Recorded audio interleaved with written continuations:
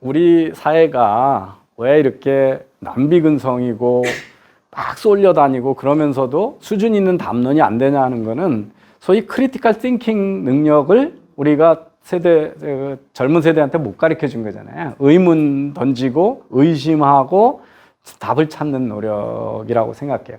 그러니까 지금 제가 문재인 정권을 계속 비판해 왔던 것도 그 수준의 정권이라는 거예요. 그러니까 자기가 이념적으로 들어왔던 것들에 그냥 unquestionable 진리야. 근데 다 틀린 얘기야. 가만히 들여다보면. 그래서 이제 우리가 그 점쟁이하고 경제학자들이 뭐가 다르냐. 아니면 이성적인 인간, 지식인들하고 뭐가 다르냐 하면 점쟁이는 막 미래를 예측해요.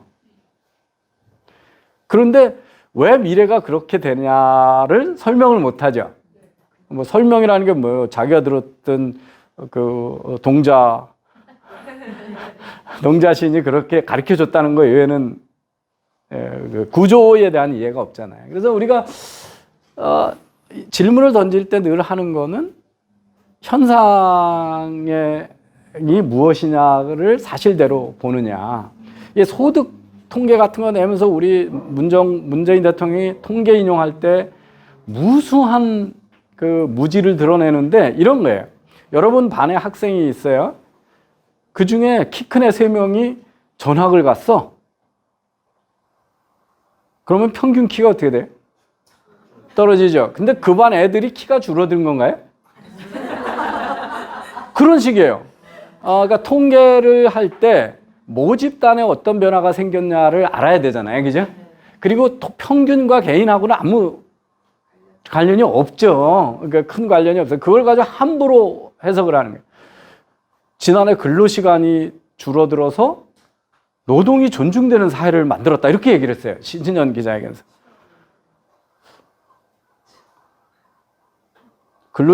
평균 근로시간이 줄으면 2000시간 미만으로 내려가서 근데 제가 늘 인용하는 건데 제가 하루에 8시간 일하고 여기 우리 민서영 선생님이 집에서 놀고 계세요. 그러면 근로자의 평균 근로시간은 일하는 사람을 총 근로시간을 나눈 거거든요. 그럼 제가 하루 8시간 일하니까 8시간을 한 명으로 나누니까 하루에 8시간 일하잖아요. 근데 민서영 선생님이 너무 심심해서 하루에 2시간씩 알바를 시작을 했어. 그러면 총 노동시간이 몇인가요? 하루에? 10시간. 몇 명이 일을 하나요? 2명이 일해요. 그럼 평균은 어떻게 돼요? 5시간을. 그럼 우리가 8시간 일하다가 우리 사회가 5시간으로 3시간 줄여서 일하는 건가요? 아니잖아요. 예. 그게 모집단이 달라진 거예요. 왜 지난해 줄었냐면 할아버지 할머니들한테 2시간, 3시간짜리 알바를 정부가 쫙 뿌렸잖아요. 그러면 그 숫자가 들어왔으니까 조금씩 일하는 사람 숫자가 들어왔으니까 평균 나누면 1인당 평균은 떨어질 수밖에 없잖아요. 그게 노동을 존중하는 사회고 그 긴 노동시간을 안 하는 사회가 된 게 아니죠. 파트타임 알바 자리가 많아진 사회라는 거죠. 이제 그런 그 현상의 파악을 해야 되고요. 변화가 일어나죠. 변화가 일어나면 무엇이 변화를 일으키는지 알아야 돼요. 그죠? 예. 변화 요인은 수없이 많아요. 근데 그 중에 더 중요한 거는 그 변화 요인 중에 저 옆에 있는 선왕당이 벼락이 맞아가지고 죽었거든요.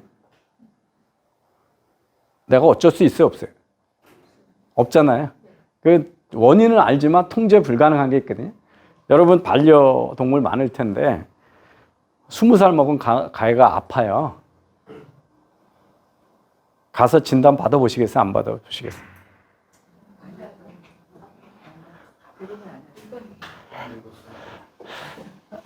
늙어서 죽었기 전에 아픈 거 하고 그 중년의 개가 아픈 거면 그 어떤 것들은 우리가 원인을 알아도 내가 통제해서 상황을 바꿀 수 없는 변수들이 있죠. 그러면 우리가 관심을 가져야 되는 건 뭐예요? 통제 가능한 변수고 통제할 수 없는 변수가 일으키는 변화는 우리는 어떻게 해야 되나요? 수용해야죠. 수용할 수밖에 없어요. 그죠? 예. 그걸 자꾸 부인하면 엉뚱한 거를 조작하게 되죠. 예. 그 다음에 그 사회과학이나 경제학에서 그 중에서도 원인 중에서도 통제 가능한 원인 중에서도 가장 영향이 큰 걸 건드려야죠, 그죠? 예. 근데 이 사회과학이 경제학자들은 미래 경제를 예측을 못하냐 하면 여러분 정부가 부동산 정책을 쓰면 즉각 강남 아줌마들은 뭐를 구사해요? 북한에서 당국이 정책을 만들면 인민은 대책을 만든다 그러잖아요. 그게 인간은 자연과학은 원인 변수를 조작하면 이게 스스로를 결정하는 사람들이 주체자가 아니잖아요. 그죠? 디시전 메이커가 아니기 때문에 결과가 그대로 나오는데 인간은 어떤 통제 변수가 작동을 하면 대부분 자기 이익에 맞게 수단을 강구하잖아요. 그죠? 그런데 우리는 각자 다 처한 처지가 다르고 이해가 다르니까 다 다른 대책을 강구하겠죠. 그죠? 예. 그러니까 결과가 항상 틀려요. 그래서 도대체 이해 대상자들이 어떻게 반응할 건까지 알아야 그게 좋은 정책이잖아요. 그죠? 예. 소주성을 임금을 올리면 소득이 늘어날 거야. 좋잖아요. 소득이 늘어나면 소비를 더 할 거야. 소비를 더 하니까 장사가 돼서 기업들은 투자를 더 할 거야. 그럼 경제가 막 발전해. 이거 무한 농력 장치거든요. 임금만 한 번 올려주면 임금이 올라갔으니까 소득이 늘어나고, 소득이 늘어났으니까 소비가 늘어나고, 소비가 늘어나니까 기업은 투자가 늘어나고. 그래서 한 번만 임금만 올려주면 계속 선순환이 돌아서 무한 동력이 작동돼. 여기서 뭐가 틀린 건가요? 근데 사람마다 쓰는 패턴이나 투자하는 금액이 달라요. 소득을 어디서 얻어요? 늘어난 사람만 보고 있고 줄어든 사람을 안 보잖아요. 누가 줄어들었어요? 사장님 소득이 줄어들었어요. 자영업자 소득이 줄었잖아요. 그죠? 예. 그러면 제가 맨날 예를 드는데 길거리 편의점 아니면 식당 사장님하고 알바하는 대학생 제 자식하고 누가 더 불쌍한 사람인가요? 자영업자 사장님?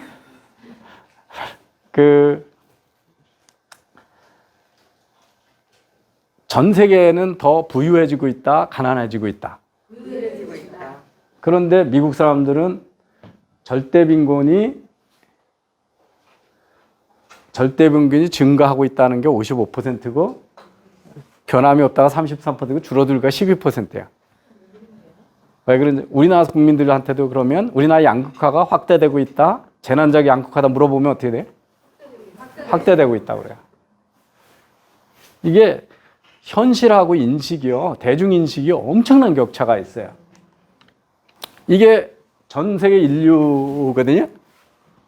근데 1800년부터 지금 75년까지 하루에 $2 미만의 절대 빈곤이 빨간색이고 이 파란색이 빈곤하지 않은 인구비거든요. 그러니까 전체 인구비의 절대 빈곤은 극소수로 줄어드는 거죠.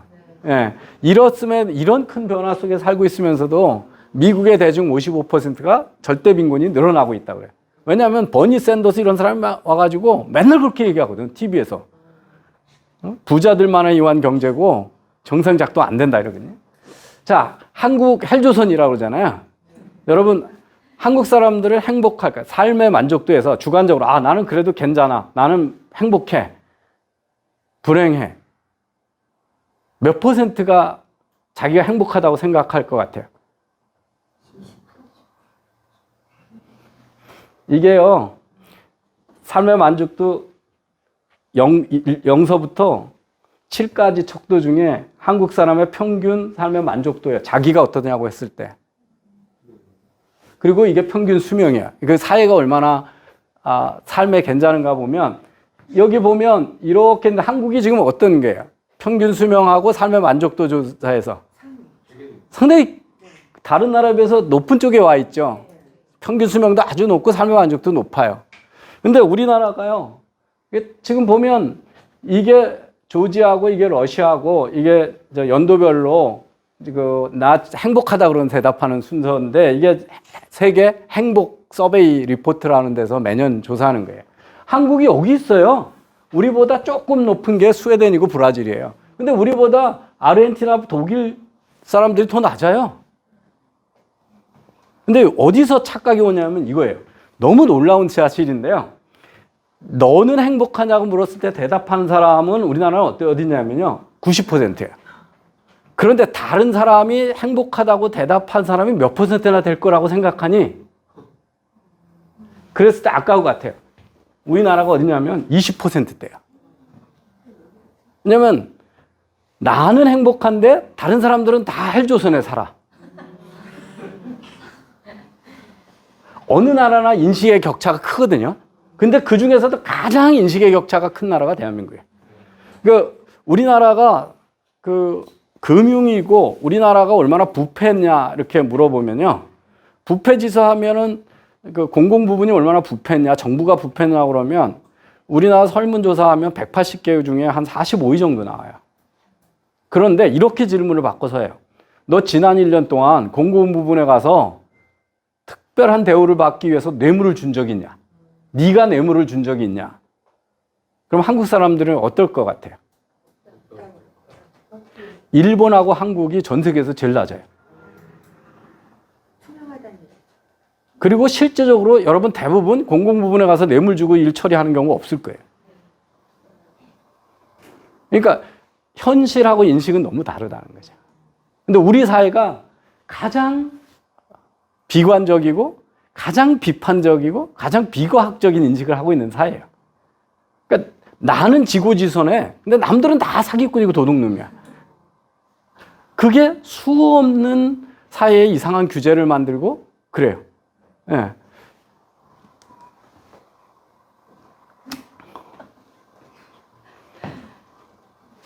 뭐 여러 가지 법을 만들어 가지고 그 결과 우리나라가 지난해 교통사고도 확 줄어졌고 미세먼지도 줄어들었다. 이게 신년사 자랑이에요. 근데 교통사고 우리나라요. 이게 2012년이고요. 지금까지 교통사고 사망자 수 줄어들고 있는 추세예요. 그리고 이게 문재인 정부거든요. 이 추세선에서 밑으로 내려왔어요? 위로 올라갔어요? 위로 올라갔죠. 그럼 이게 더 많이 줄인 거예요? 덜 줄인 거예요? 덜 줄인 거예요. 이게 어떻게 추세선이 이렇다는 얘기는 정부와 상관없이 우리나라가 줄고 있는 거죠. 왜 줄까요? 아까 여기대로 교통사고 예방하는 뭐 프로젝트를 해가지고 특별법을 해가지고 뭐 민식이법인가 잡히면 다 죽여 뭐 이렇게 해서 줄어든 거예요? 아니요. 수많은 요소가 있어요. 첫 번째는 자동차가 옛날보다 훨씬 좋아져. 안전 피처가 많아졌어요. 그죠? 막 옆으로 가려고 해도 삑삑거리고 뒤에 와도 삑삑거리고 그러잖아요. 예? 그 에어백은 물론이고 그죠? 예. 훨씬 안전해졌어요. 그다음에 우리나라 도로는 어떻게 했을까요? 도로상도 너무 좋아졌죠. 1990년에 유학 갔는데 89년에 추석 때 그때 우리나라 자동차 상업용 자동차까지 해서 200만 대도 안 될 때인데 서울에서 충주 내려가느라고 12시간 갔거든요. 저 장호원 이런 데 가서 길거리에서 고스톱 치다가 하고 뭐 그랬어요. 지금 2천만 대가 돼도 3시간 안 걸리거든요. 그 도로가 너무 좋아진 거죠. 그리고 운전을 전에보다 어떻게 해요? 사람들이 훨씬 조심해서 하죠. 그걸 자동차당 사고로 보면 더 많이 줄고 있어요. 근데 이게 문재인 정부하고 뭔 상관이 있어요? 이건 인과관계에 상관없는 자랑이잖아요. 그죠? 예. 미세먼지. 지난해 18년 이렇게 됐다가 19년 이만큼 줄었다는 거예요. 그래서 그게 지 탓이 자기 더 공이라는 거예요. 미세먼지 뭐에 많이 좌우돼요? 날씨. 중국에서 바람이 어느 쪽으로 부느냐, 건조한 날이 얼마나 많으냐예요. 그죠? 예, 비 많이 오면 미세먼지 적어요. 눈 많이 와도 적고.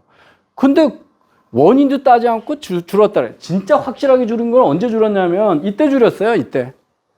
60레벨에서 50레벨로 줄었어요. 누가 줄인 거예요? 이명박이 줄였어요. 왜 줄였어요? 어떻게 줄였어요?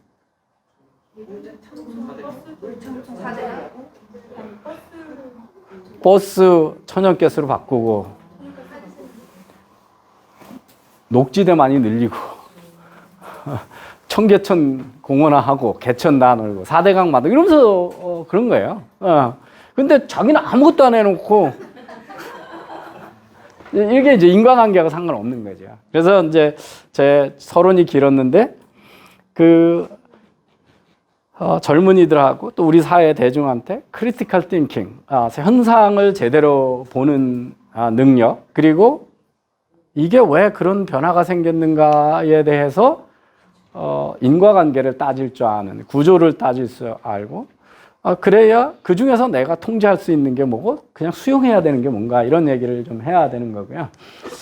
이제 우리 사회가 이렇게 헬조선이라고 젊은 애들이 많아서 헬조선이라고 징징대지 마자 그랬더니 저보고 이제 수국골통 꼰대 짓을 한다고 막 그랬거든요.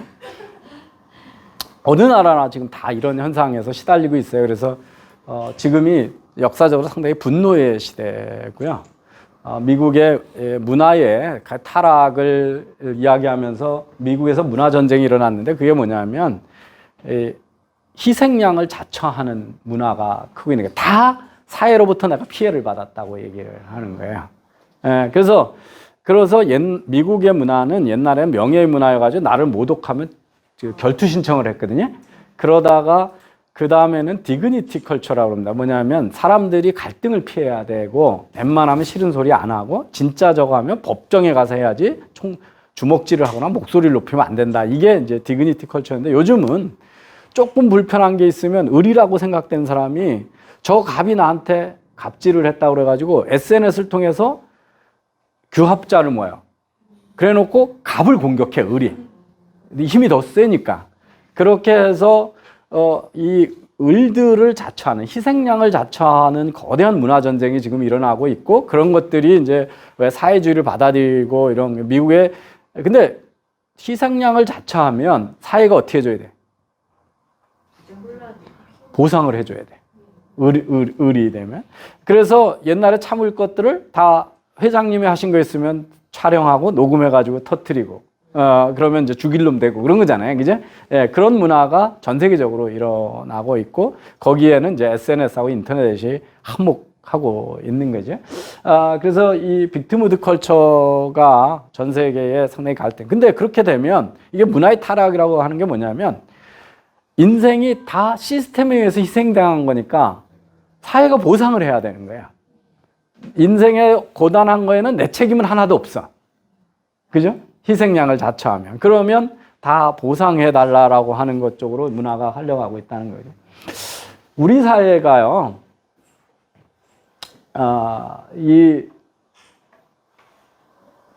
지금, 우리나라가 이제 어떻게 연도별로 보면, 이 1955년 정도가 우리나라가 국민소득 1,000불 정도, 요즘 이제 실질소득으로 바꿔가지고, 그러니까 명목소득하고 실질소득이 다르잖아요. 옛날 물가가 낮아서. 그러니까 제가 태어날 때 우리나라 명목소득은 60년대 되면 한 87불 뭐 이렇게 됐었거든요. 근데 요즘 화폐 가치로 하면 1,000불 정도 됩니다. 그러니까 1,000불이던 시절에 우리나라 전체의 GDP의 80%가 농업에서 나왔거든요. 근데 지금은 이제 얼마에 나오냐 하면 4% 정도가 됩니다. 농업에. 예, 그러니까 우리가 이제 농경사회로부터 얼마나 빨리 탈출했는가를 보여주는 건데요. 이게 이제 전 세계의 평균 소득이거든요. 얼마나, 이제 기원전 1년서부터 2015년까지인데요. 우리가 여기 지난 인류 역사상 200년은 너무 다른 세상이잖아요. 그죠? 예, 지금은 실질소득으로 전 세계 평균이 한 17,000불 정도 내는 사회거든요. 세상입니다. 이게 세계 평균 소득이 이게 대한민국 소득이에요. 단군 이래 가장 풍요로운 대한민국이잖아요. 그죠? 동의 안 하십니까? 네. 여러분 얼마나 우리가 풍요로운 상대적으로 잘 사는 나라인가를 여러분 여기 글로벌 위치리스트라는 데 가면요. 자기 재산하고 연봉을 여기다 쳐놓으면 전 세계에서 몇 등인지 나와요. 그래서 연봉 3천만 원을 치면요. 전 세계에서 0.97% 안에 들어가요. 여러분은 몇 퍼센트 안에 들어가실 것 같아요? 1억 원을 치면 0.08% 안에 들어가요. 1억 원 이상의 전 세계 연봉을 하는 인구는, 개인은 466만 명이에요. 한국이 그러면 하루에 북한에서 1,000불 1년에 버는 거 하고 5천만 원 버는 거하고 내가 할 수 있는, 누릴 수 있는 게 어떨까요? 어마어마하게 다르죠. 예. 이렇습니다. 제가 이제, 제 연봉 몇 년 전에 걸 쳐봤어요. 그러니까 한 시간에 제가, 26,000원을 번대요. 근데 26,000원이면요. 제가 가나에 가면 얼마를 버냐면 76원을 벌어요. 한 시간에 가나 사람들이 버는 돈이 76원이에요. 저는 콜라를 살려면 1분 15초 노동을 하면 콜라를 사요. 한 캔을. 근데 짐바브웨 사람은 1시간 7분 48초를 일을 해야 콜라를 사는 거거든요. 예. 제 월급은 카자흐스탄에서 의사 205명의 월급이에요. 그러니까 나라마다 얼마나 다른가를 보였죠. 그래서 우리나라가 극도로 부자 나라예요. 고소득의 나라예요. 그래서 이제 보시면 이게 한국이고 이게 미국이고 이게 일본이었는데 지금 일본하고 우리가 어떻게 됐어요? 실제 소득이 같아졌어요. 실제 소득이 같아졌고 미국하고 격차는 우리는 평균적으로 우리가 미국 사람의 평균 소득의 80%예요. 네. 근데 자꾸 못 사는 나라라고 그래요. 이게 연도별로 여기 가보시면 막 하는데 이게 1850년서부터 우리나라의 소득하고 평균 수명이 어떻게 옮겨갔는가를 막 이렇게 동영상으로 보여주는데요. 놀라운 거는 일제 강점기 때 우리나라의 평균 수명이 이렇게 올라가요. 그러니까 그때 우리나라가 근대화됐다는 거는 부인할 수 없어요. 그러니까 평균 수명을 가장 많이 늘린 새로운 기술이 뭘까요? 신기술이. 예? 네, 영아 사망률을 가장 줄인 게 평균 수명을 늘렸거든요. 근데 영아 사망률을 가장 줄인 게 뭘까요?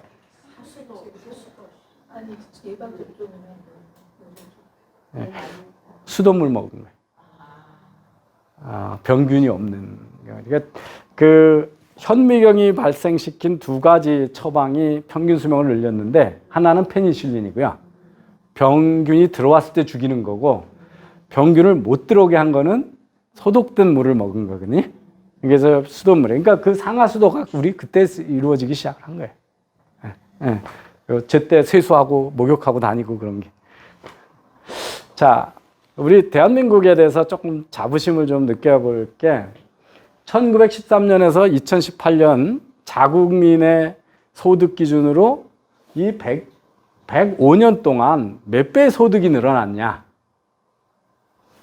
1913년에서 한일을 일제시대 때죠.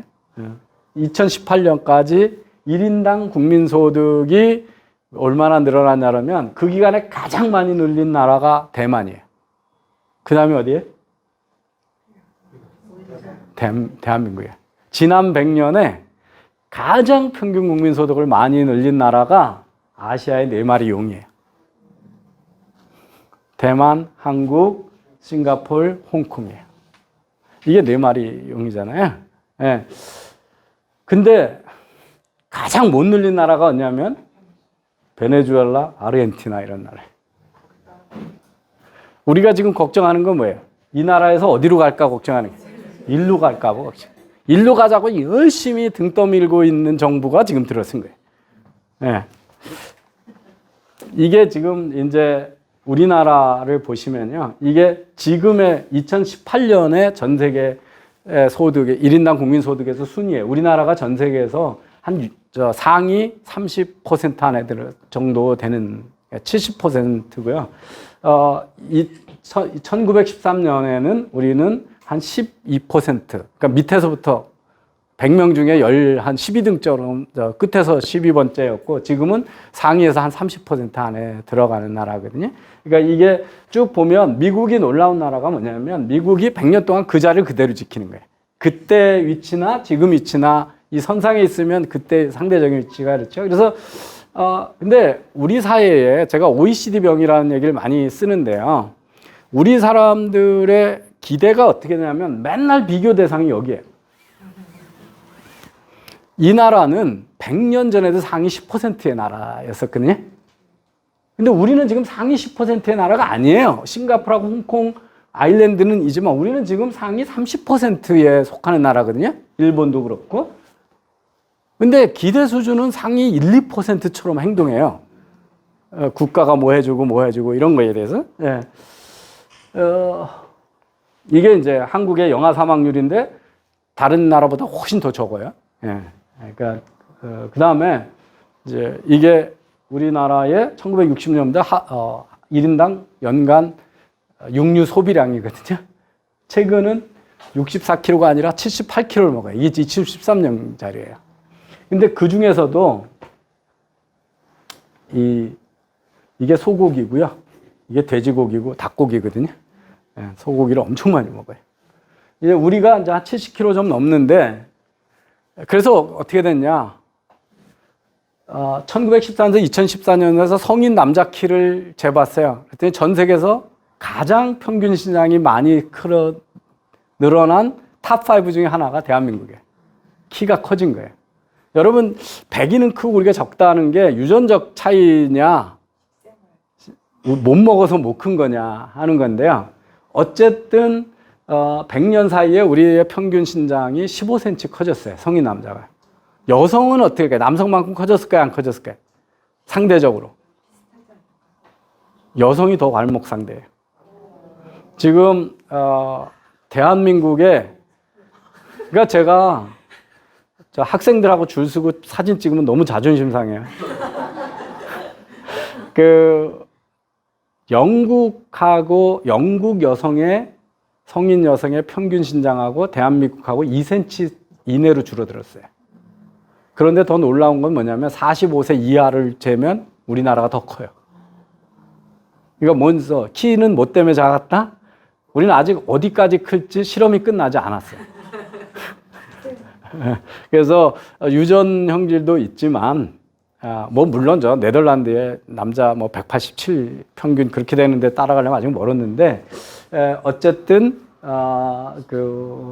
우리나라가 상당히 근데 재밌는 건 우리가 일본을 외국이라고 그러는데요. 1914년에도 우리가 일본보다 조금 컸고 지금도 조금 커요. 이게 이제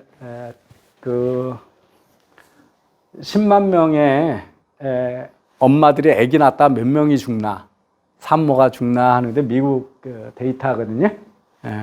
그래서 이 근대적인 현대의학이 나오기 전에 여자들이 했던 것 중에 가장 위험한 행위 중에 하나가 사실은 출산이에요. 출산이. 그러니까 그렇고 이제 많은 사람들이요 행복도에 대해서 우리 대통령이 부탄이 제일 행복한 나라인 줄 알잖아요. 이게 북한 사람도 아마 재면 우리보다 행복도가 높다고 그럴지도 몰라요. 근데 이 행복을 재는 게 되게 웃기는 매저거든요. 근데 대체적으로는 이렇습니다. 이게 국민소득하고 행복도를 보면 추세가 어떻게 돼요? 국민소득이 높아지면 행복도가 높아지죠. 그래서 이제 우리나라가 이 국민소득하고 행복도 조사에서 여기에 있으니까 소득도 높고 상당히 상대적으로 행복한 나라다 하는 걸 알 수가 있고, 그래서 우리가 인식하는 거하고 많이 다른 한국이다 하는 거게. 자, 그런데 우리 경제에 대해서 다 불안해 하시죠. 그 경제 불안 때문에 상대적으로 너무 탐나는 직업이 된 게 교사 직업이에요. 그래서 부작용이 많다고 그래요. 무슨 부작용이 있어요? 제가 아는 어떤 교감 선생님이 저한테 와서 그래가지고 은퇴 막 하신 교감 선생님인데, 요즘의 선생님들은 다 상위 1, 2% 하던 사람들이 선생이 돼가지고 공부 못하는 학생들을 도저히 이해를 못 하신다고 그러는데, 본인들이 공부를 잘했으니까 공부 못하는 아들 사회 못한다고 그러는데, 자, 우리가 그럼 이제 진짜 문제는 가장 절실한 경제 문제가 뭘까 하는 거거든요. 여러분 뭐라고 생각하세요? 그럼 그 질문을 하기 전에 그 문제라고 하는 건 어떻게, 문제가 뭐예요? 어떤 상황을 가지고 이거 문제 있어 그럴 때는 뭘 문제라고 정의를 하나요? 어떨 때? 네? 공정하지 않다면? 아니, 일반적으로 얘기를 하면. 해결되지 않는 거. 그 토톨로지 같은데. 문제, 우리가 그냥 일반적으로 문제라고 하는 거는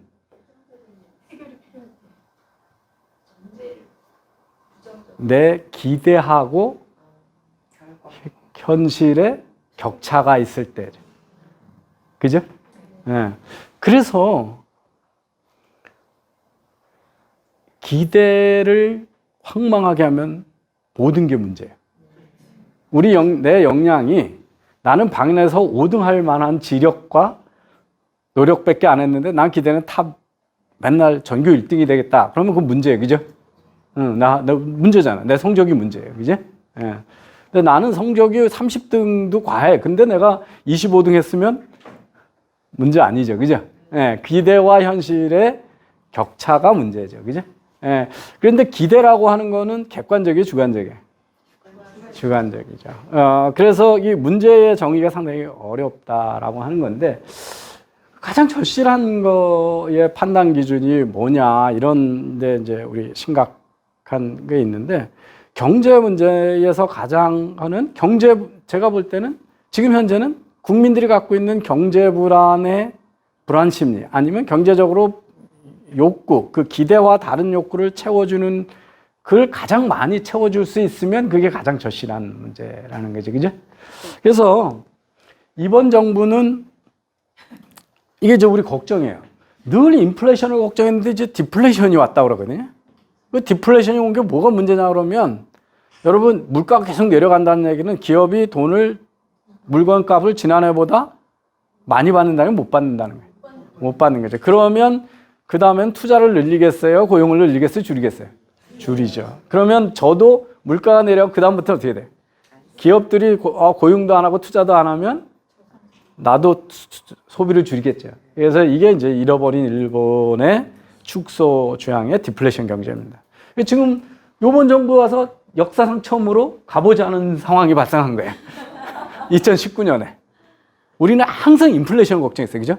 예, 근데 디플레이션을 걱정하는 세상이 왔어요. 이제 오는데, 기대치를 기준으로 하면 모든 게 문제입니다. 일자리도 문제, 주택도 문제, 교통도 문제, 미세먼지, 공기질도 문제, 교육도 문제 아닌 게 없잖아요. 그죠?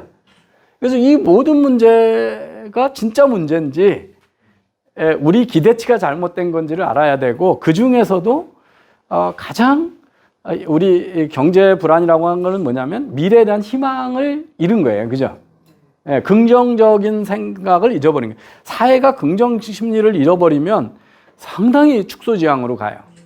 비관적으로 가고 안전 위주로 가고, 왜 미국의 지금 소셜리즘, 사회주의가 극성을 비리고 우리 이 40대가 그렇게 문재인을 지지하냐 그러면요. 지금 미국의 학생들이 뭘 겪은 거냐면 글로벌 금융위기를 겪은 거예요. 우리는 그냥 습진해 갔는데요. 미국의 글로벌 금융위기는 대공황 이후로 최대의 공황이었어요.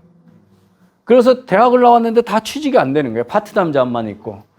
그 다음에 지금 40대가 20대 때 뭘 겪었어요, 우리나라에서? IMF를 겪었어요. 나는 버젓이 4년 대학을 나왔는데 취업이 안 돼. 사업 잘하고 있던 우리 아버지가 파산을 해가지고 다 날거지가 됐어. 그런데 사회에서 뭐라 하냐면 이게 네 탓이 아니고 다 재벌 탓이고 무능한 정부 탓이라고 그런 거예요. 그러니까 세상은 어떻게 돼야 돼? 우리 집안을 망쳤고 내 일자를 다 뺏었으니까 나는 피해자고. 그러면 어떻게 돼? 진취적인 기업가 정신이 아니라 보상 심리, 안전 심리가 훨씬 커지는 거예요. 그래서 지금 전부 세이프넷을 우선 요구해. 의료도 무료로 해줘라, 주택도 해라, 학자금융자도 다 네가 갚아줘라, 이런 거 있는 거거든요. 그래서 우리가 지금 제가 사회 지도층들한테 누누이 강조하는 게, 당신이 학생 때 진보 이렇게 좌파였다가 결혼하고 하다 보니까 철이 나서 우파가 됐다, 이렇게 생각을 하잖아요. 그래서 젊었을 때 좌파 아닌 놈은 가슴이 없는 놈이고 40이 넘어서도 계속 잡하면 머리가 없는 놈이다 뭐 이러잖아요. 근데 그게 사회학에서는 절대 진실이 아니에요. 20대 때 무슨 경험을 했냐가 무지무지하게. 그러니까 피어에 다 달라요. 그래서 나이가 든다고 다 우파가 되는 거 아니에요. 철이 나는 게 아니에요. 우리나라 그 사장님들, 임원들이 자꾸 그 놀라고 당하는 이유가 지금 과장급이 자기가 40대처럼 보수화됐고 철이 났을 거라고 생각을 해요.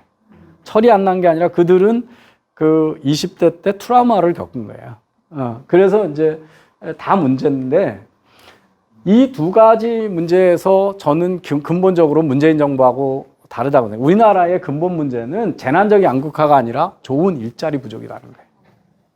좋은 일자리 부족이라는 거예요. 좋은 일자리가 뭐예요? 우리나라에서 좋은 일자리. 아니 그냥 현실적으로 공공부문 일자리거나 공공부문 정규직 일자리거나 대기업이 정규직 일자리예요. 그죠? 예, 그걸 위해서 온 국민이 지금 경쟁하는 중이에요. 온 청년층이. 예, 그거예요. 그 다음에 이제 우리 사회가 지금 어떤 때냐. 여러분, 우리는 압축 성장했잖아요. 그 IMF 때는 어땠냐면 우리나라가 노동집약으로 하다가 우리보다 싸게 만들어주겠다는 중국이 나타났거든요. 그래서 그러는 우다음에는 우리나라는 어떻게 냐면 자동차 만들고 반도체 만드는 자본집약 사회로 옮겨갔어요. 근데 지금 중국이 자본집약 사업도 다 가져가요, 이제. 자동차도 가져가고 조선도 가져가고 그러잖아요. 그럼 우리는 그 다음 어디로 가야 돼? 지식집약 산업으로 가야 돼요. 그 전환기거든요. 이때 실패하는 나라를 가지고 경제학 쪽에서는 이게 태국 이런 나라들인데 맨날 만불에서 그냥 옆에서 빌빌빌 옆으로 가는 거예요. 이게 미들인컴 트랩이라고 그러거든요. 근데 3만 불에서 4만 불 갔다가 꼬꾸라지는 나라들이 계속 생겨요. 스페인, 이탈리아, 그리스, 포르투갈 이런 데가 있죠. 이게 어퍼 인컴, 미들 인컴 트랩 컨트리들이거든요. 이 나라들이 다 그런 거예요. 관광밖에 없고, 자본집약 산업은 이미 독일 이런 데 다 뺏겼고, 그렇다고 좋은 대학이나 무슨 좋은 지식 R&D 사업은 없고, 이게 지식 산업으로 못 가는 나라들이거든요. 그러니까 우리가 노인 일자리 많이 만들면 통계상은 일자리 만들어졌는데 저게 미래 젊은 세대가 먹고 살 일자리 전혀 아니잖아요. 그죠? 예. 그래서 이게 제가 맨날 우리나라의 가장 문제를 얘기하는 거다. 이게 뭐냐면, 어이구, 큰일 났네. 총 일자리 중에 이 주황색이 250인 이상의 대규모 사업장에서 일하는 사람의 비중이에요. 러시아는 70%가 250 이상 대기업에서 일을 해요. 공공부문이나. 미국이 60%, 일본이 50%예요. 근데 우리는 12.8%예요. 요 제일 작은 나라가 한국하고 그리스예요. 그러니까 저 12.8%는 다 정규직이 아니에요. 파견직하고 비정규직과 포함해서 그래요. 그러니까 정규직은 어떻게 되냐면 한 8% 돼요. 그러면 근데 다 어디 가고 싶어요? 대기업 공공부문 일자리 가고 싶잖아요. 그러니까 기본적으로 10대 1의 경쟁을 젊은 세대가 계속하고 있는 거예요. 여기는 그 경쟁에서 승리한 분들만 계신 거예요. 근데 중소기업에 가면 너무 격차가 커요. 저는 카이스트에 와가지고 수많은 기업의 위탁 교육을 받았는데 저희한테 위탁한 기업 중에 재벌하고 금융기관이 아닌 기업은 메일유업이 유일해요. 메일유업이 그래도 1조 한 5천억 하는 기업이거든요. 그런데 1,000억대 단위 기업은 누구도 자기 직원 중간관리자를 카이스트나 서울대 같은 데 가서 교육 기회를 주거나 전 세계를 돌아다니면서 큰 프로젝트를 해볼 기회를 주질 않아요. 예. 그 이제 이런 거죠. 그러니까, 제가 우리나라가 불평등이 가장 심하고 양극화가 심해졌다 이런 거짓말에 대해서 우선 이 통계를 잘못 이해하면 소득 격차 주는 게 좋은 게 아니에요. 그러니까 어떻게 주느냐가 많이 다른데요. 이게 보시면요, 이 보시면 중국의 소득이 많이 올라갔을까요? 최근 줄었을까요? 올라갔죠. 소득 격차 늘었을까요? 줄었을까요? 늘었죠. 예. 독일의 하르츠 개혁이라고 그 노동개혁 했죠. 그러면 집에서 놀고 있던 경쟁력이 낮은 사람들이 파트타임으로 막 일하게 해준 거거든요. 그러면 고용률 늘죠. 그렇지만 소득 격차는 어떻게 될까요? 더 늘어나죠. 왜냐하면 하루에 2-3시간 일하고 알바하는 사람이 많아지면 저소득층이 늘어나잖아요. 그런데 국가는 부유해져요? 가난해져요? 부유해지죠. 그래서 소득 격차 늘어나는 게, 분산이 커진다는 게 아까도 얘기했지만, 아니 키 큰 애가 전학 온 거하고 비슷하고 키 작은 애가 전학 가는 거하고 비슷하잖아요. 그래서 노동시장에 누가 들어오냐 나가냐에 따라 많이 달라지거든요. 그래서 이게 가계 소득의 격차를 얘기하는 지니 계수인데요. 2018년 다보스 포럼에서 발표된 건데 G10이 국가거든요. 거기에 소득 격차에서 제일 작은 나라로 독일, 프랑스, 일본, 한국이에요. 근데 어떻게 전 세계에서 소득 격차가 제일 높은 나라라고 뻥을 치죠? 말도 안 되는 가짜 뉴스를 본인이 맨날 하거든요. 네. 그리고 이게 격차를 잰다는 게 무지 힘든 일이고 이상해요. 뭘 가지고 재느냐? 재산, 소득이냐? 소득도 시장에서 내가 받는 월급이냐? 아니면 세금 다 떼고 정부 보조금 받는 이전 가처분 소득이냐? 그 다음에 더 이상한 거 있어요. 65세 됐다고 지하철이 공짜야. 이것도 현물 보조죠. 그래도 소득이에요. 그리고 저는 몇 년 동안 카이스트 청년 창업 투자지주라는 벤처캐피탈 사장 겸 교수를 했거든요. 그때 처음 알았어요. 의료보험비를 양쪽에서 다 떼어요. 월급마다. 그래서 우리나라에서 의료보험의 상한선이 한 350만 원 되거든요. 소득이 많은 분은 한 달에. 그러면 고용주가 얼마 내는 것 같아요? 내가 350만 원 내면 350만 원 고용주가 또 내준 거예요. 그럼 내가 얼마 낸 거예요? 사실은 700만 원 낸 거죠. 근데 그게 월급마다 뛰는 사람이 있어요. 기업하면서 여러 개 회사에 임원을 등록해서. 그래서 한 달에 자기 급여의 1,500만 원 이상을 의료보험비로 내는 분들이 있어요. 근데 소득 작은 사람은 어떻게 돼요? 19,000원 정도 내요. 누가 내준 거예요? 병원비를. 기업하고 부자들이 내준 거예요. 그래서, 그러고 그 다음에 개인으로 볼 거냐, 가계로 볼 거냐. 아까 제가 했죠. 제 아들은 무지 가난해요. 대학생 알바니까. 근데 걔는 가난한 애가 아니죠. 그죠? 누구 덕에? 엄마, 아빠 덕에 가난할 수가 없잖아요. 그래서 가계가 중요해요. 그죠? 그 다음에 남녀 간에 볼 거냐, 대기업, 중소기업. 그 다음에 지금 전 세계적으로 소득 격차가 왜 확대되냐면 젊은 층이 가난해져서 그래요. 젊은 층이 왜 가난하냐면 교육기간이 길어졌어요. 그죠?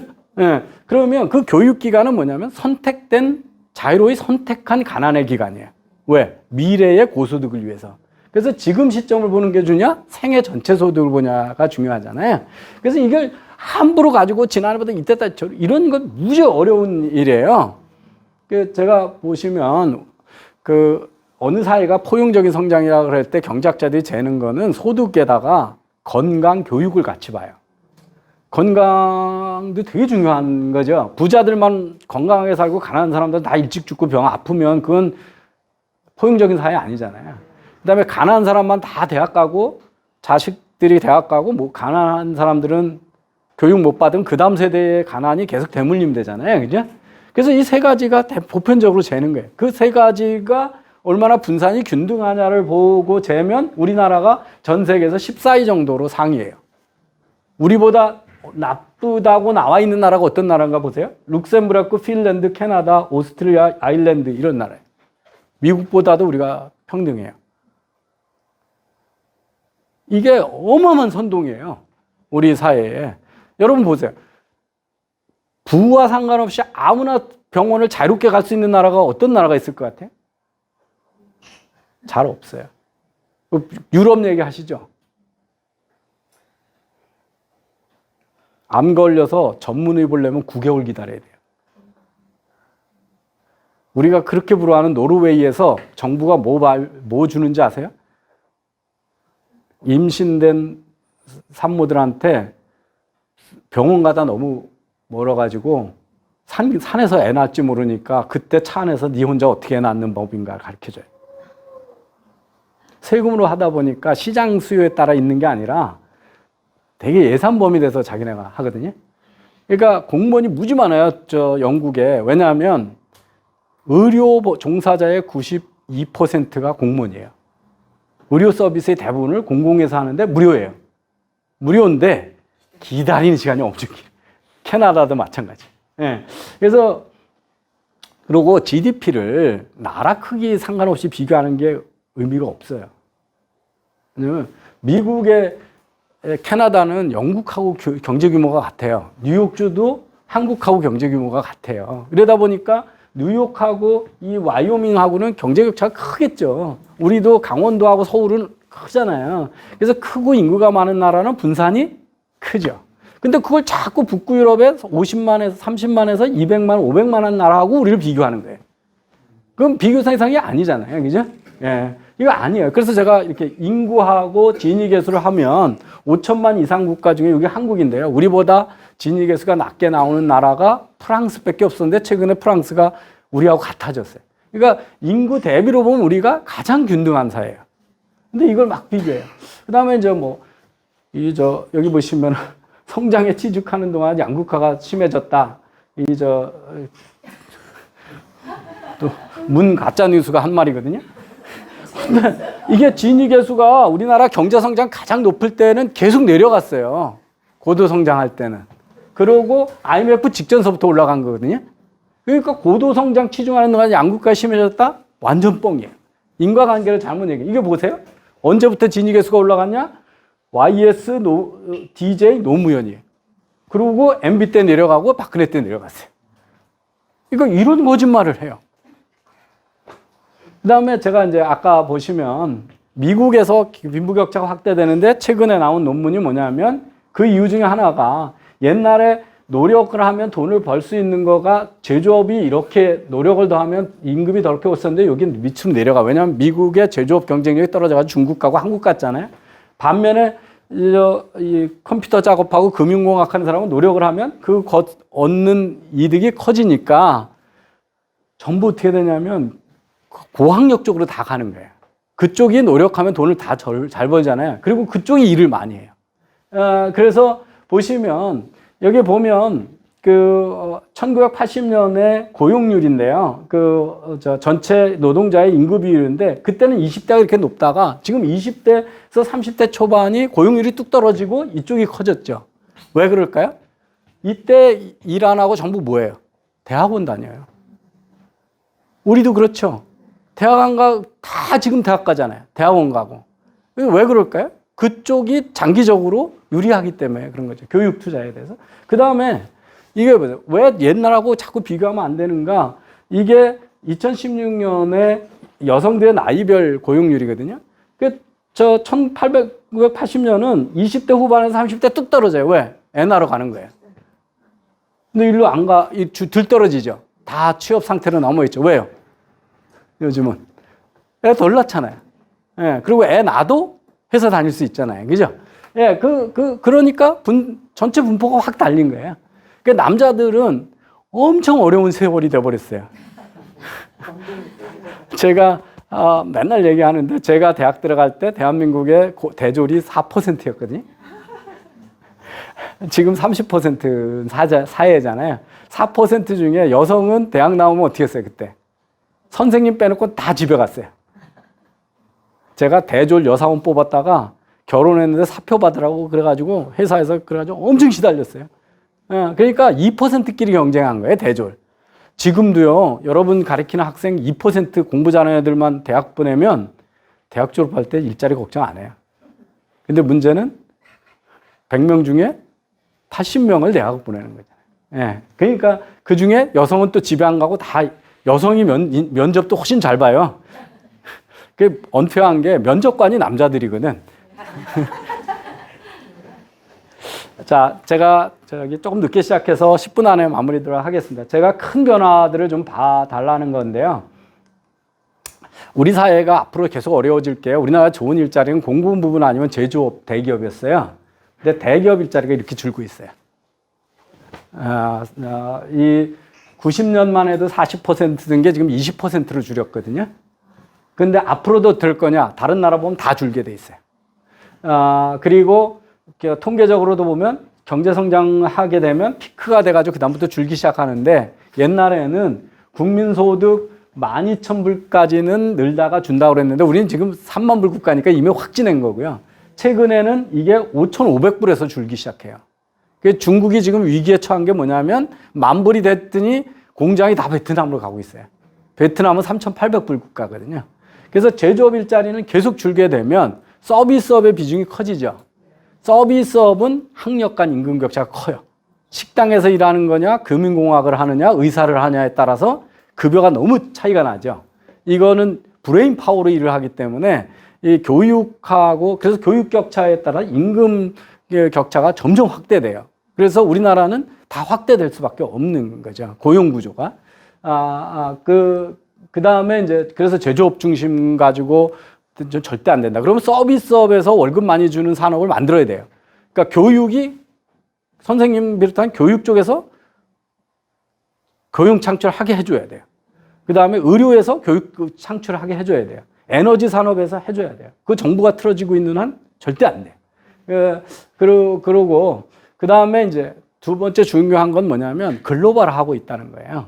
그래서 이 나라의 GNI는 그 국내에서 버는 총 돈이고 GDP는 국내에 합친 돈이거든요. 우리가 한 나라가 버는 돈 중에.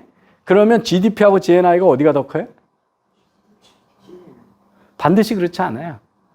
옛날에는 선진국은 내면 국내에서 돈 벌어가지고 해외 가서 쓴 거였었어요. 그래서 GNI가 GDP보다 컸거든요. 근데 지금 어떻게 되냐면 잘 나가는 나라는 어디서 돈을 벌어요? 해외에서 돈을 벌어오잖아요. 그래서 보시면 GNI, GDP 빼기를 하면 미국에 전부 마이너스였던 게 2000서부터는 어떻게 돼요? 이렇게 되니까 어느 게 더 크다는 얘기예요. 네. 그 다음에 그 GNI가 그죠? GDP는 도메스틱이니까 국내에서 버는 거고 GNI는 국가가 전체 버는 건데 국내 버는 거보다 해외에서 버는 게 더 많아진다는 얘기죠. 그죠? 예. 그래서 스웨덴도 2000년부터 이렇게 되죠. 일본은 80년대부터 이렇게 해서 해외에 투자하는 거, 수출을 잘해가지고. 우리는 IMF 이후에 이게 반짝 지금 요만큼 올라간 거예요. 삼성전자가, 현대차가 밖에 가서 돈 벌기 시작하면서 버는 거예요. 그래서 지금은 다 해외에서 돈을 잘 벌지 않은 나라는 선진국이 아니에요. 그래서 글로벌 경제에서 소외되는 사람들은 무지무지하게 어려워요. 그러니까 트럼프는 누구한테 호소한 거냐면 미국에서 글로벌 경제에서 소외된 계층의 표를 모은 사람이에요. 미국에서 제일 불만이 많은 게 백인 고졸 이하 남성이에요. 근데 이 사람들이 어떤 거냐면 옛날에는 막 투잡, 쓰리잡 뛸 수 있었거든요. 근데 GM 공장 이런 게 다 해외로 가버렸잖아요. 한국으로 가고 일본으로 가고 중국으로 하네. 근데 자기는 백인이기 때문에 당연히 좋은 잡을 누릴 권리가 있다고 생각하는 사람들이에요. 약간의 백인 우월주의 주인의식이 있어서 거기에 국수적으로 지금 대응해가지고 남부의 국경 막고 중국 때리면 그 일자리 GM 공장 돌아올 거라고 착각하는 세력이에요, 이게. 예. 근데 앞으로 이제 지금 왜 이렇게 우리나라가 IMF 직전에 92년에서 97년 사이에 빈부격차가 확대되는 쪽으로 갔냐? 구조 변화가 있는 거예요. 그 변화가 뭐냐면 그 5년 사이에 섬유, 가죽, 신발, 농림업의 종사자가 40%에서 50% 줄었어요. 단 5년 사이에. 92년에서 97년. 이게 저임금 노동 집약 산업이거든요. 이게 어디로 갔을 것 같아요? 중국으로 다 가버린 거예요. 그러니까 여기 있던 못 배운 사람들은 어디로 갔을까요? 식당 종업원, 편의점 알바, 모텔 알바로 가신 거예요. 그래서 우리나라의 IMF 직전이 바로 우리나라가 저임금 노동 집약 산업이 몰락하고 구조조정이 되면서 그 세력들이 그 자영업 쪽으로 가면서 빈부격차가 확대되는 거예요. 그럼 누구 때문에 그러냐? 중국 때문에 그러는 거예요. 그래서 이 중국하고 인도 전 세계 인구 대국이 다 들어와서 그 해외에 쓸 수 있는 노동력이 2배 이상 늘어났어요. 5년 사이에. 지금은 전 세계 국제 글로벌 경제 편입 안 된 나라가 쿠바, 베네수엘라, 북한밖에 없어요. 그죠? 근데 옛날에 우리가 냉전 시대는 반은 서구하고는 아무 상관이 없었잖아요. 그리고 인도도 뭐라 했어요? 독립경제 하려고 발버둥 쳤었죠. 예. 그랬는데 여기가 다 들어온 거예요. 중국도 그렇고. 그러니까 그 얘기를 리차드 프리만이라고 하는 하버드 경제학자가 그레이트 더블링이라고 그래요. 2000에서 2005년 사이에 글로벌 기업이 이용할 수 있는 노동자가 15억에서 30억으로 늘었다는 거예요. 근데 우린 이걸 인정 안 해요. 할 줄 몰라. 그러니까 여기서 최저임금 올리면 좋은데 올리면 기업들은 어떻게 돼요? 저 싼 임금의 노동자가 널린 세상인데 그리고 다 환영하고 있잖아요. 나가라고 걷어차는 거 된다는 걸 인식을 못하는 거죠. 근본적으로 변한 거예요. 2000년 초기에. 그래서 선진국이 왜 다 어렵냐를 보면요. 90년대까지만 해도 전 세계 부의 65%가 선진국이 생산을 했어요. 근데 이게 개도국이에요. 지금은 어떻게 되냐면 60%가 개도국이 생산하고 40%를 선진국이 생산해요. 중국이 워낙 커진 거죠. 그러니까 우리가 중국이 우리의 경쟁자가 있었던 세상하고 없던 세상을 비교해서 옛날이 좋았다 그러는 건 다 의미가 없는 거예요.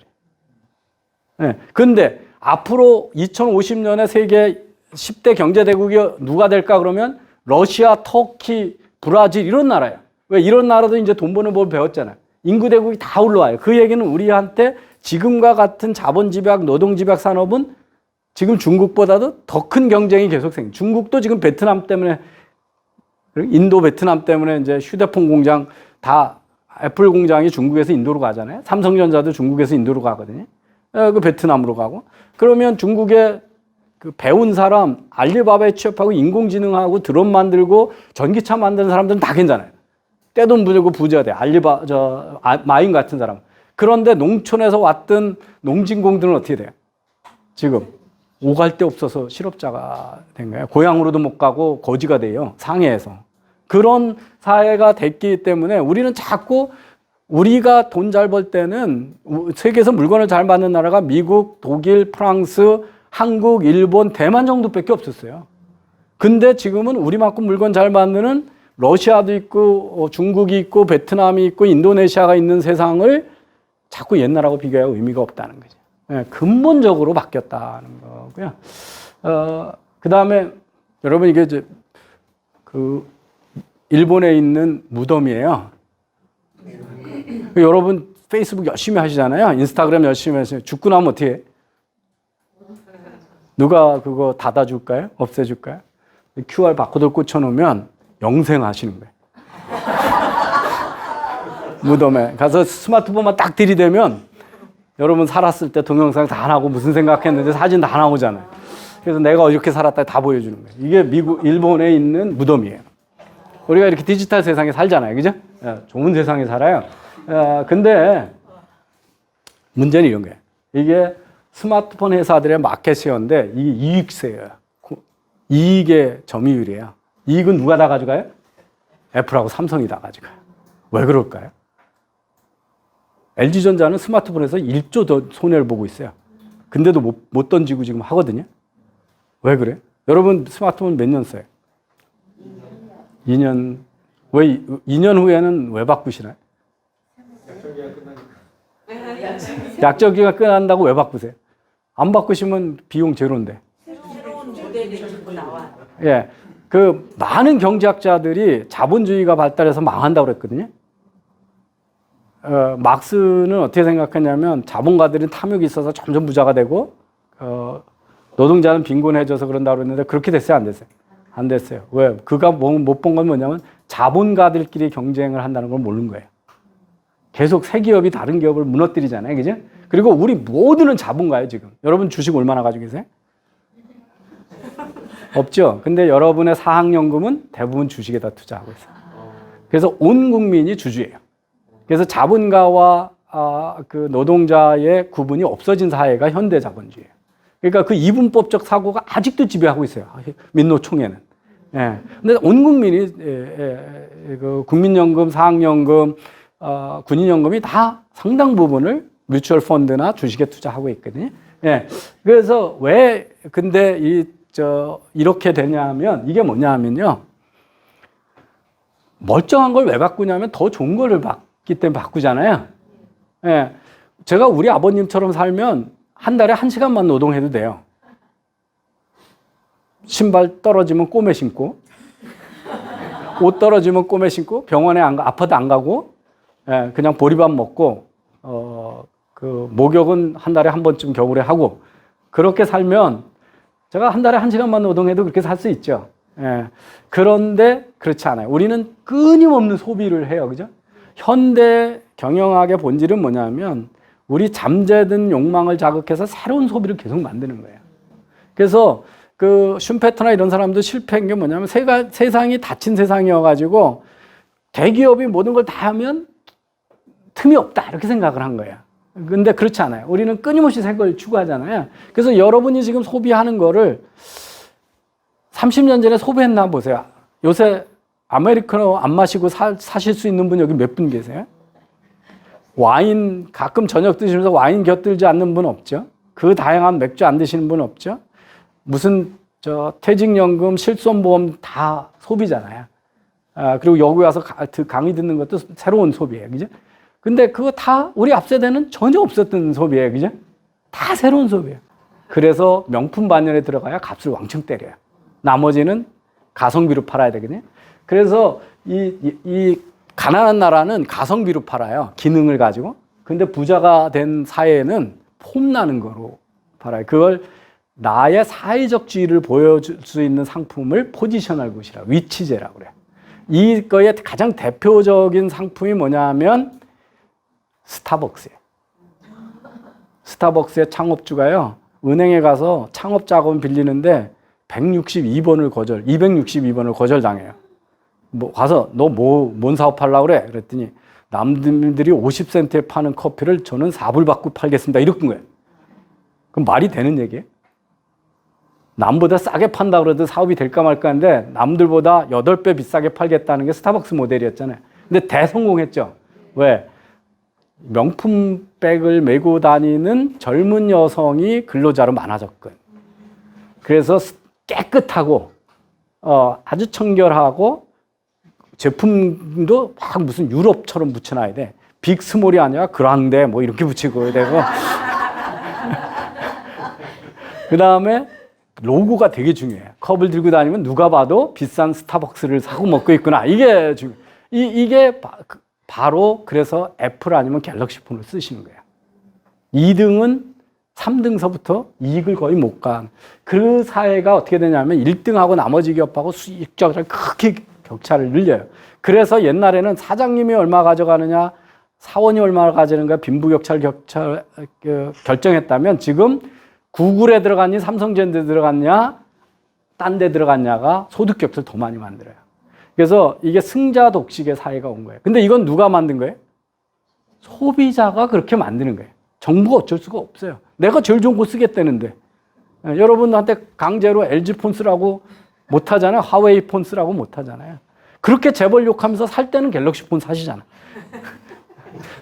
자, 세상이 어떻게 바뀔 거냐. 이게 내연기관 자동차고 이게 전기차의 부품수예요. 이미 현대자동차가 그 기계 만드는 회사들한테 난 니네 못 먹고 살 거니까 전기차 중심으로 하니까 알아서 각자 도생해 이렇게 됐어요. 이거 못 먹여 살려요. 그죠? 예, 얼마나 큰 변화야 이게. 예. 그래서 우리나라에 이 정부 들어오기 전에는 제조업이 막 회복하고 있었어요. 이게 고용이 늘어났는데 보면 다 전에 없던 기업이에요. 화장품 회사, 의료기기 회사, 로봇 회사, 전지 회사 이런 데서 고용이 늘어났는데 최저임금하고 52시간제 때문에 팍싹 줄여가지고 17개월째 지금 마이너스 성장해. 우리나라는 다 세습 자본주의여가지고 재벌 아니면 안 된다고 그러죠? 다 헛소리예요. 지금 최근에 우리나라의 빌리온 이상 재벌자 중에 김병주, 권혁빈, 김범수 이 사람들이 다 재벌 자식이에요? 닷컴 때 포털 잘 만들고 게임 회사 잘 만든 사람이 우리나라 40대 재벌 중에 상당 부분이에요. 어떻게 되냐면요. 2006년에 우리나라 40대 재벌 중에 82%가 재벌 2세였거든요. 지금 2016년에는 그게 60% 바뀌더니 최근에는 48%로 바뀌었어요. 그러니까 기회만 주면 어떻게 돼요? 새로운 재벌들이 탄생하죠. 닷컴 때 어마어마하게 투자 잘했고 화장품 잘 만들고 바이오 잘했고 게임 회사 만든 사람들이 다 신설 부자예요. 그러니까 재벌 때문에 못한 게 아니에요. 누가 못하게 한 거예요? 기회를 안 준 거죠. 근데 지금 타다 하려고 그러면 못하게 하고 뭐 그런 거예요. 그래서 우리나라가 무슨 재벌이 지배한다고 그러는데 인구 100만 명당 새로운 창업 부유자가 몇 명이나 되냐가 OECD 국가 중에 2010년만 해도 바닥이었거든요. 지금 2019년 위치가 여기에요. OECD 국가 중에. 그러니까 그 새로운 재벌 탄생의 그 새로운 신흥부호 탄생의 비중이. 근데 자꾸 이런 거 하지 말래요.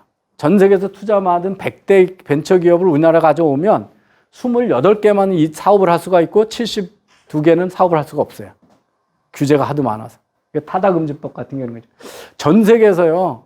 지금은 그 나라에 가서 그 나라 사람한테 안 물어보고 자유롭게 이동하는 사회거든요. 두 가지 때문에 그래요. 우버하고 구글 지도.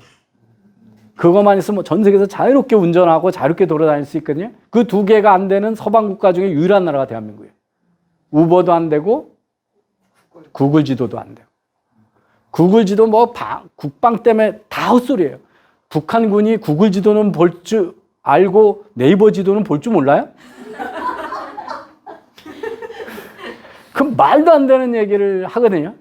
근데 그거 누구 때문에 안 들어오는 거냐? 그 몇몇 개 지도 회사들, 내비 회사 때문에 못 들어오는 거예요. 그들이 로비를 하기 때문에. 예. 그것 때문에 못 하게 하는 거예요. 자, 그다음에 우리나라가 지금 왜 잘 사냐? 그 급격한 거 중에 보면요. 이게 이제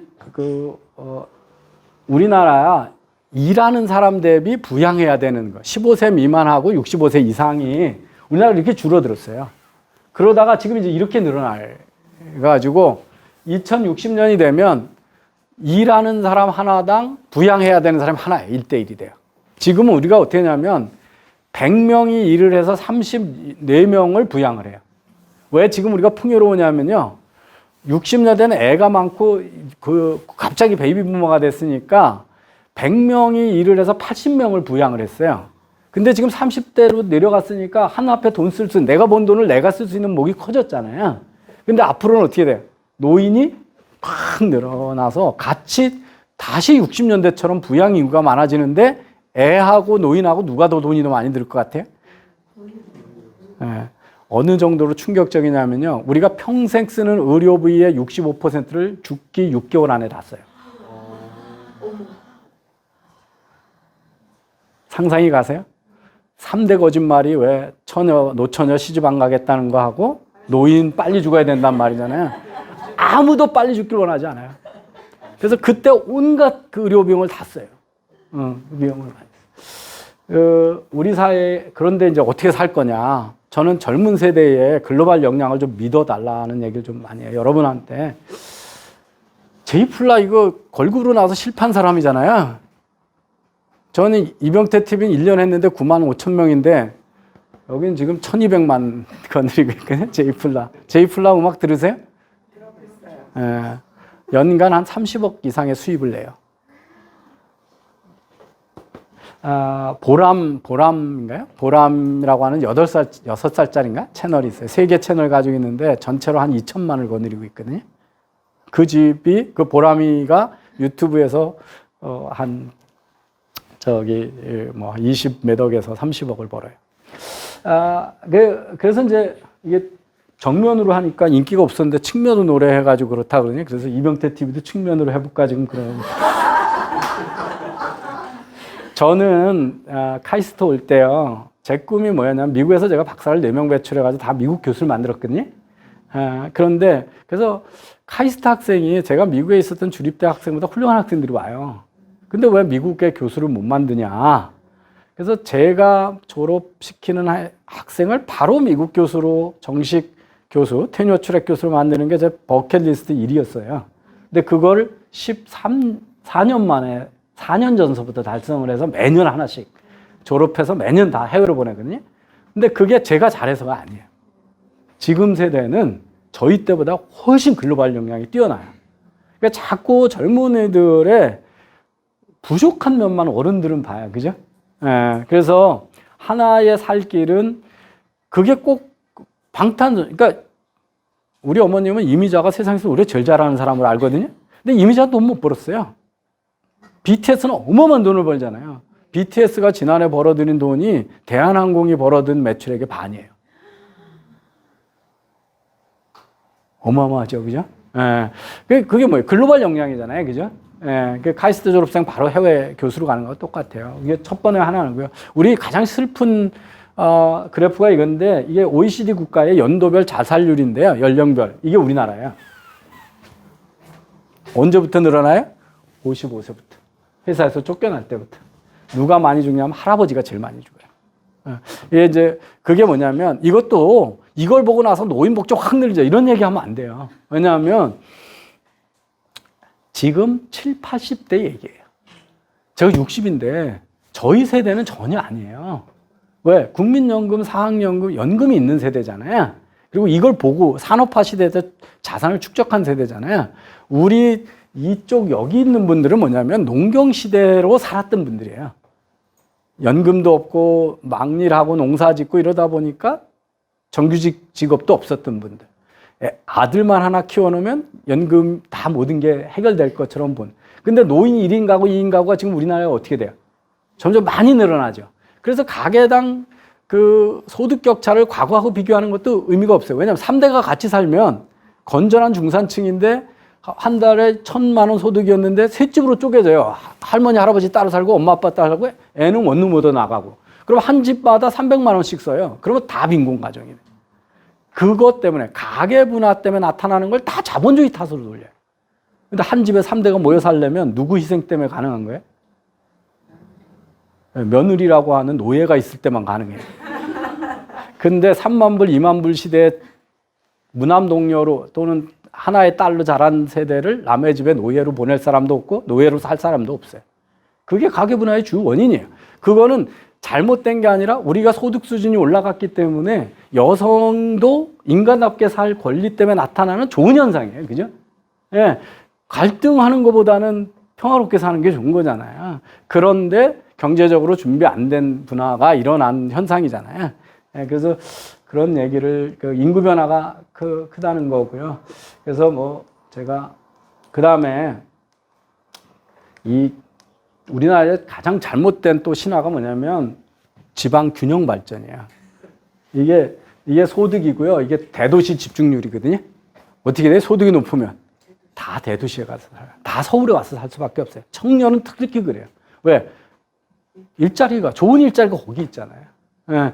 그래서 거기에 제일 큰 문제가 뭐예요, 그러면? 주택이에요. 주택인데, 주택 문제에 시달리는 나라의 공통점이 있어요. 뭐냐면, 토지 사용의 규제가 높은 나라들이에요.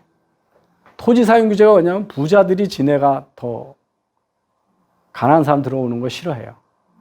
그래서 고도 제한하고, 용적률 제한하고 막 이러거든요. 예. 근데 그 결정을 시장에 맡긴 나라들은, 도시는 그래도 덜 하는데, 이 타이트한 렌트 컨트롤하고 랜드 컨트롤하는 나라들은 항상 저는 전 세계에서 말도 안 되는 정책 실패의 대표가 뭐냐면 음마 아파트라고 생각해요. 그게 밀리온 달러 개토예요.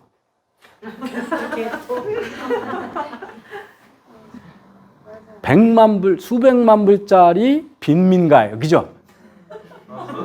그 집을 가서 보세요. 귀신 나오는 집이고. 30년째 재개발을 못해요. 시가 막아서. 그러니까 서울의 집값이 뛸 수밖에 없잖아요. 사람들은 강남 가고 싶은데 강남에 공급이 안 되는 거잖아요. 예. 저희 아파트 재개발한다고 하는데 그게 10년 걸릴지 20년 걸릴지 아무도 예측을 못 해요. 공급이 이렇게 둔화되는데 어떻게 수요 쪽에서 가격이 안 뛰겠어요. 예. 그래서 제가 말씀드리는 거는 최근에 제가 읽은 책인데요. 2030년, 40년에 어떤 세상에 살까?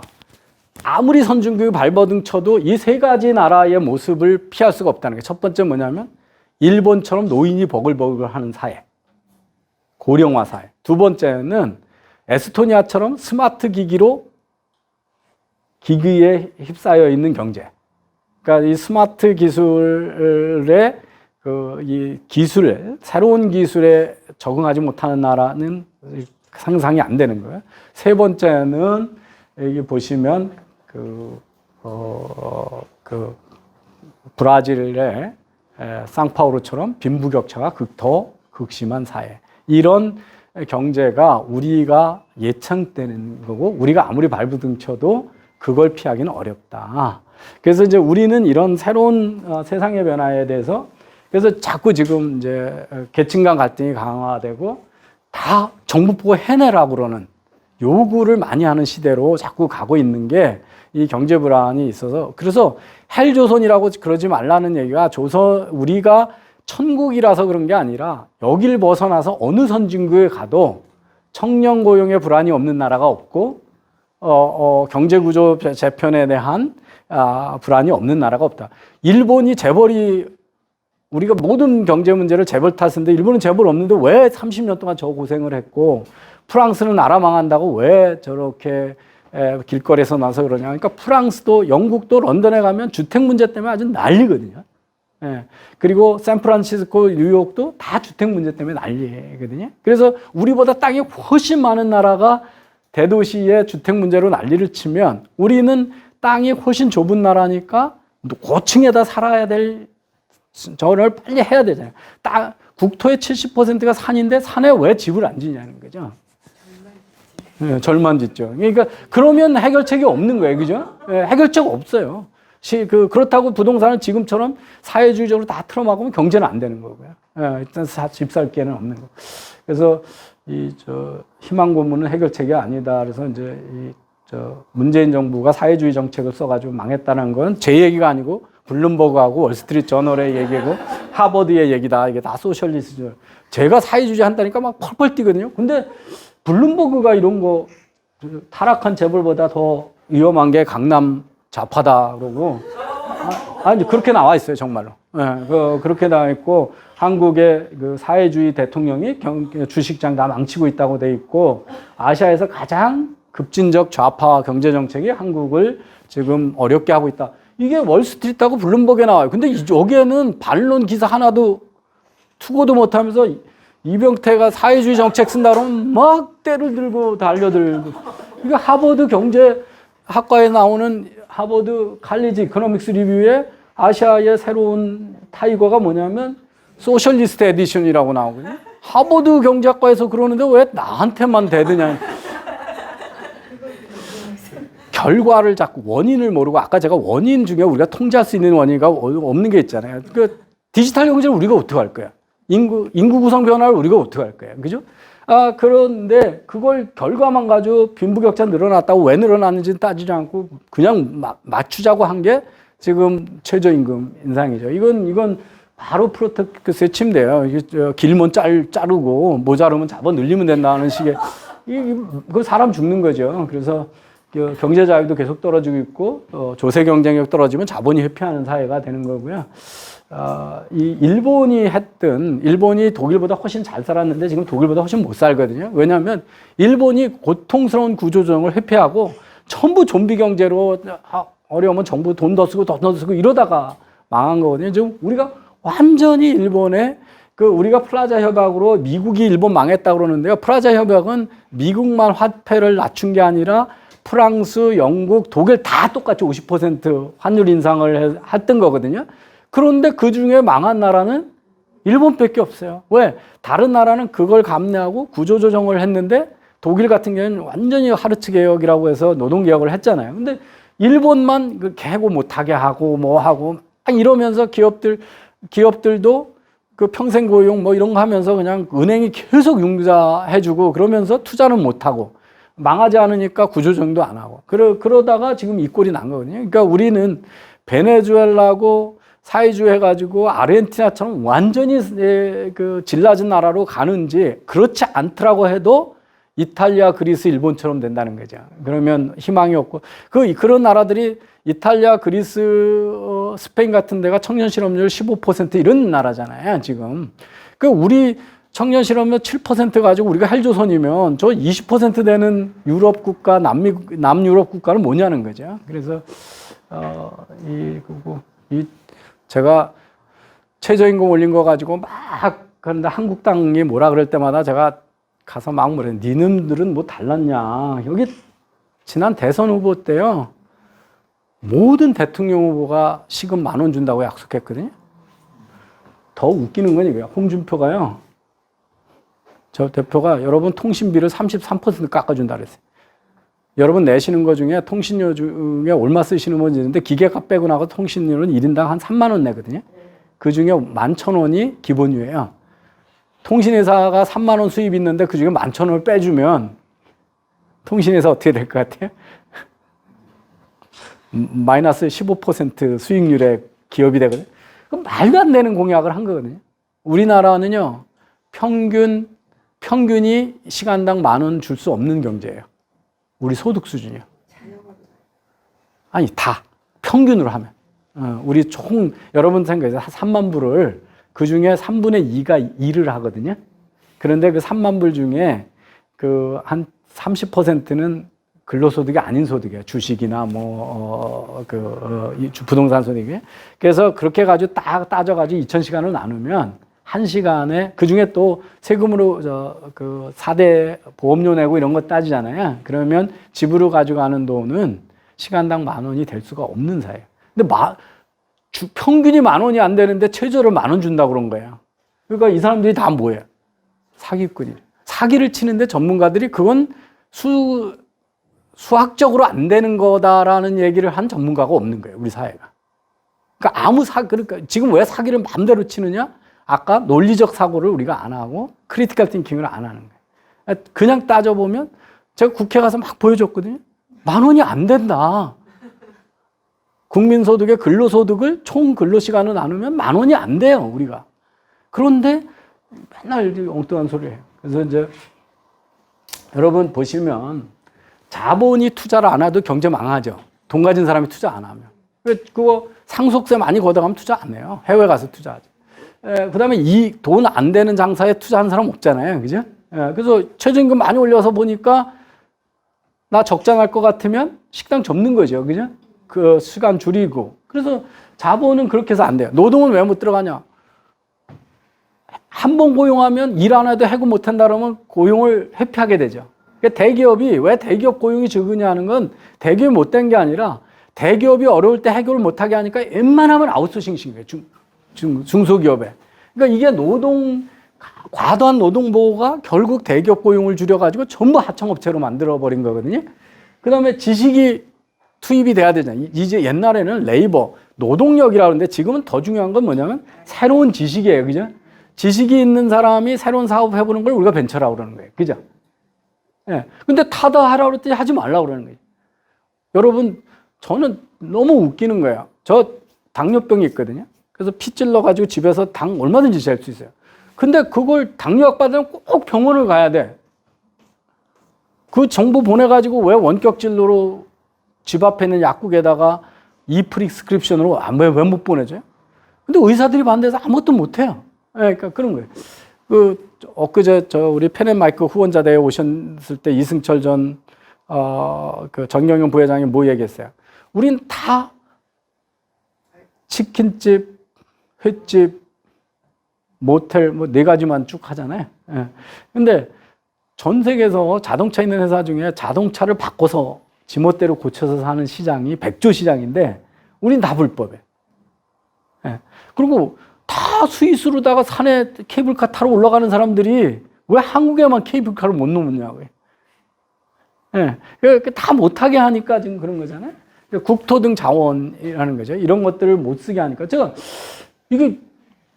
이거 네덜란드예요.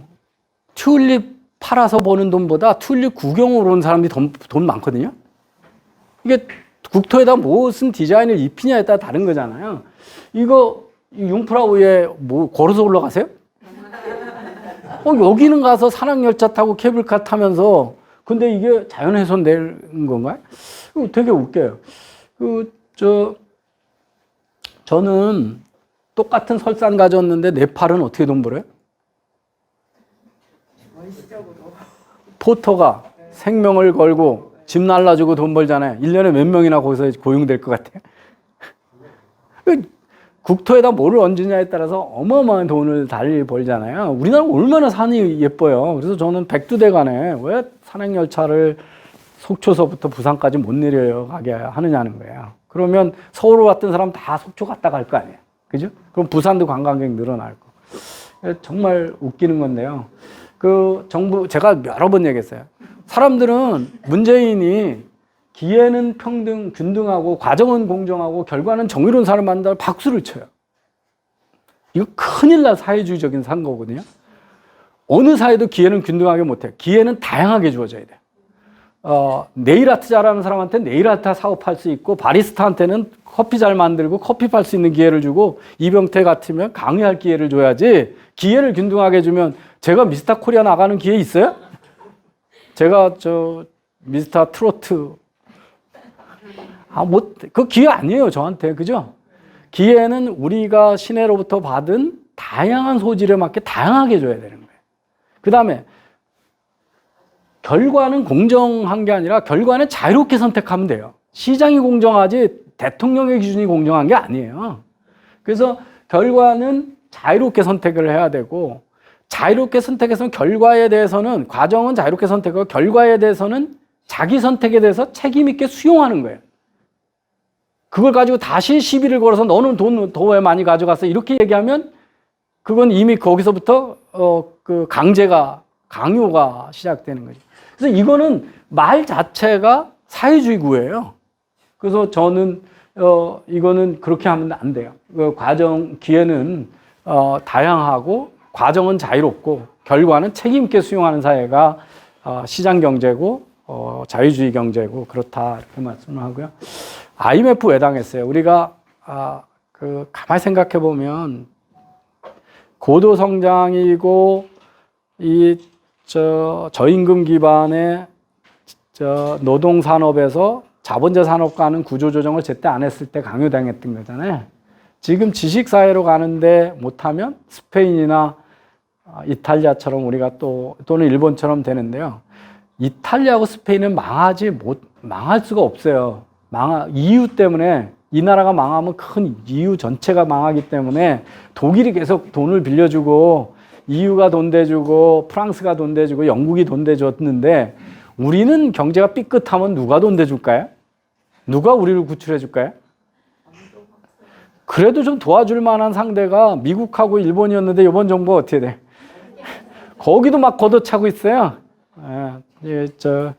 그래서 우리가 스스로 이런 전환기 경제에 능동적으로 대처해야 되고, 그래서 저는 청년들한테 여러분이 좀 자기에 맞는 거에, 자기 주관에 맞는 의사결정을 하고, 그런 거에 대해서 기회를 많이 이렇게 탐색하게 도와주시는 거 참 좋아하고, 한국에 기회 없으면 글로벌 기회에 대해서 너무 이렇게 겁을 내지 말아요. 저는 한국에 서울에 있는 인서울대학 못 가기 때문에 제가 아리조나 할 때 학부로 유학 왔던 친구들 중에 지금 서울에 있는 대학에 대학 교수하는 친구도 2명이나 있어요. 그러니까 우리 교육이 일찍부터 기죽이잖아요.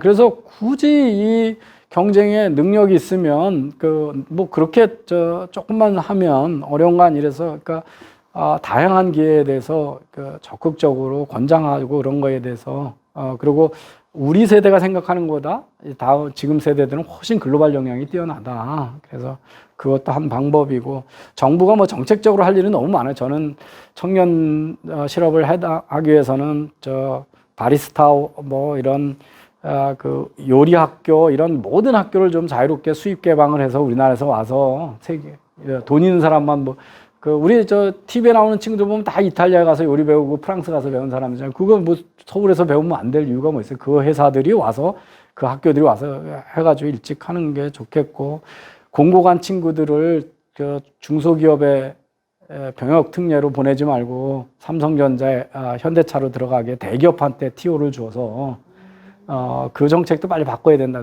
중소기업에 보내니까 최저임금밖에 안 줘요. 그러니까 누가 공고를 가려고 그러겠어요, 그죠? 마이스터거 간 친구를 대기업을 뽑을 수 있게 TO를 글로 돌려주는 게 교육 혁신에 상당히 중요한 요일 거라고 생각을 하고요. 예, 군인 모병제로 해서 월급 제대로 주자, 뭐 이런 주장을 제가 하고 있습니다. 예, 경청해 주셔서 고맙습니다.